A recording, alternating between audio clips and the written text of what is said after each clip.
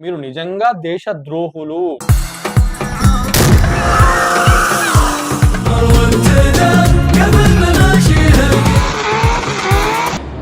ధర్మం కోసం ధర్మంగా జీవిద్దాం. నమః పార్వతీపతయే హర హర మహాదేవ. మత పిచ్చి ఉన్న హిందూ అయినా క్రైస్తవుడైనా ముస్లిం అయినా సమాజానికి హానికరం. గీతా బైబిల్ ఖురాన్తో పాటు రాజ్యాంగాన్ని రక్షిద్దాం. మతతత్వవాదుల్ని తరిమి కొడదాం.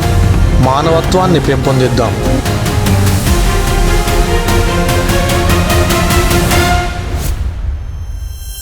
మిత్రులారా, ఒక విశ్వసనీయ సమాచారం. సౌదీ అరబ్ నుంచి ఒక నౌక బయలుదేరి క్రూడ్ ఆయిల్ తీసుకొని స్ట్రీట్ ఆఫ్ హుర్ముజ్ నుంచి మన భారతదేశానికి సురక్షితంగా చేరింది. సో ఇప్పుడు ఎలాగో మనం గ్యాస్ అండ్ పెట్రోల్ షార్టేజ్ ఉంది కనుక నరేంద్ర మోదీ గారికి నేను విజ్ఞప్తి చేస్తున్నా, సార్ మీరు ఎవరైతే హిందువుల దగ్గరనే కొనాలి అంటున్నారో వారికి గ్యాస్ కానీ పెట్రోల్ కానీ ఇవ్వకండి. ఎందుకంటే ముందే షార్టేజ్ ఉంది. సో మా సెక్యులర్ హిందువులకు, సెక్యులర్ క్రైస్తవులకు, సెక్యులర్ ముస్లింలకు మాత్రమే అది అమ్మాలి అని మీకు నేను మనవి చేసుకుంటున్నాను. ఇక ఎవరైతే మతోన్మాదులు ఉన్నారో, హిందువుల దగ్గరనే కొనాలి అనే కాన్సెప్ట్ తో బ్రతుకుతున్నారో వారు గనక నిజంగా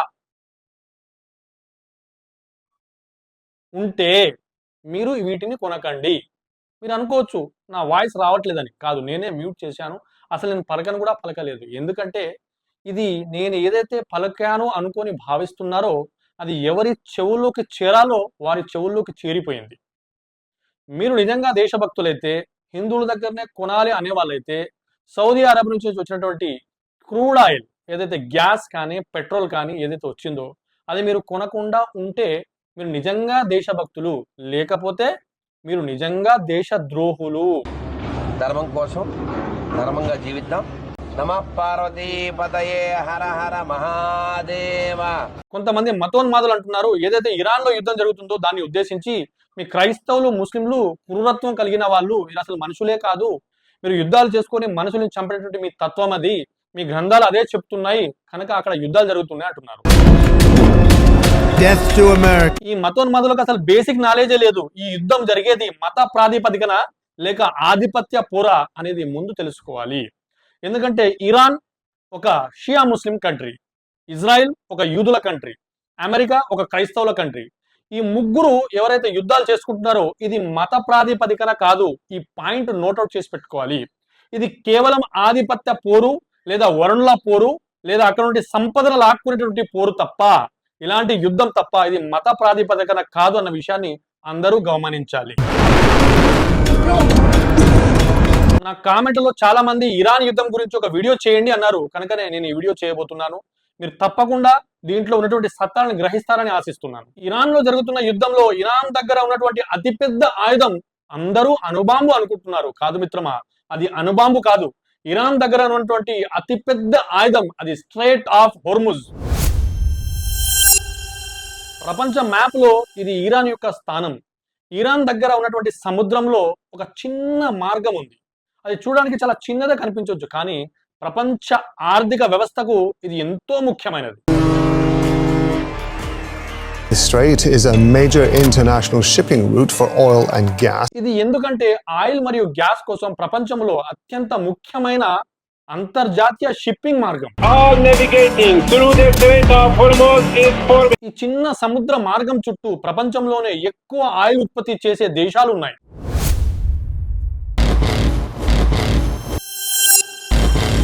ప్రపంచంలో మొత్తం ఆయిల్ సరఫరా సుమారు 20% ఈ చిన్న సముద్ర మార్గం నుంచే వెళ్ళాలి. The strait is a major international shipping route for oil and gas. ఉదాహరణకు Kuwait, Iran, Bahrain, Qatar, United Arab Emirates, Saudi Arabia ఈ దేశాలు ప్రపంచంలో అత్యధిక ఆయిల్ నిల్వ చేసే దేశాలు. దాని కారణంగానే ఈ దేశాలు ధనిక దేశాలుగా మారాయి.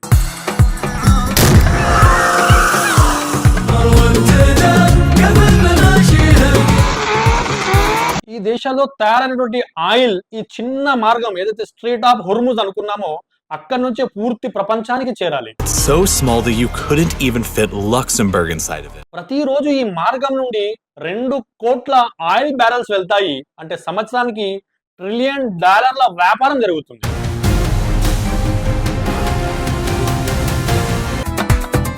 కాబట్టి ఈ మార్గము ప్రపంచ ఆర్థిక వ్యవస్థకు ఎంతో ముఖ్యమైనది.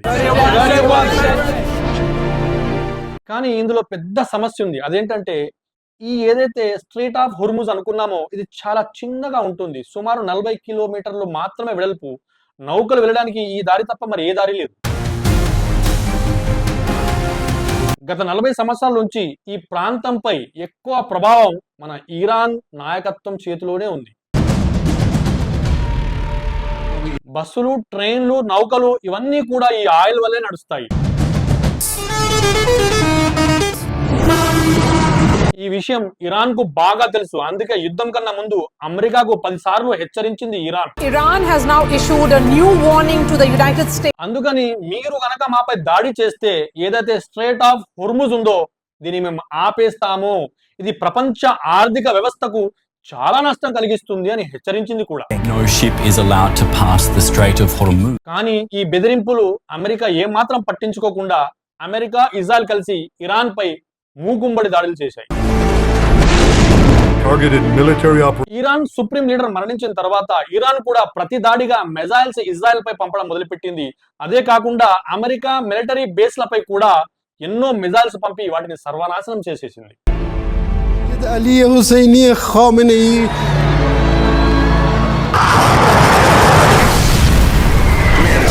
ఇరాన్ సుప్రీం లీడర్ మరణించిన తర్వాత ప్రపంచంలోనే అతిపెద్ద ఆయుధమైనటువంటి స్ట్రెయిట్ ఆఫ్ హుర్ముజ్ ను క్లోజ్ చేసేసింది. No ship in every type is not allowed to pass from the Strait of Hormuz.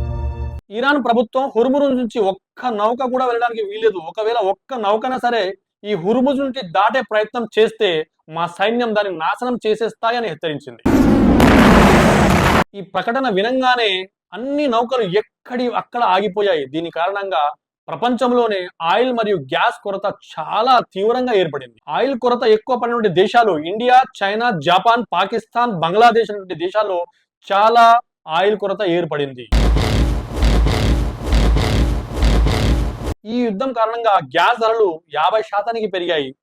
Petrol ధరలు 27% పెరిగాయి. కానీ మన ఇండియా గవర్నమెంట్ అవి ఏమి చెప్పకుండా గవర్నమెంటే బేర్ చేసుకొని మనకు కొంచెం కాస్తో కూస్తో రేట్లు పెంచి మనకు సప్లై చేసే ప్రయత్నం చేస్తుంది. Since the beginning of this conflict, gas prices have risen by 50% and oil prices have risen by 27%. ఇది మొదటిసారి జరిగిందేం కాదు. గతంలో 50 సంవత్సరాలకు పూర్వం ఫైసల్ అనేటువంటి సౌదీ రాజు కూడాను ఒకసారి ఇది ఆపేయడం జరిగింది. అప్పుడు కూడా ప్రపంచ ఆర్థిక వ్యవస్థ అతలాకుతలమైంది.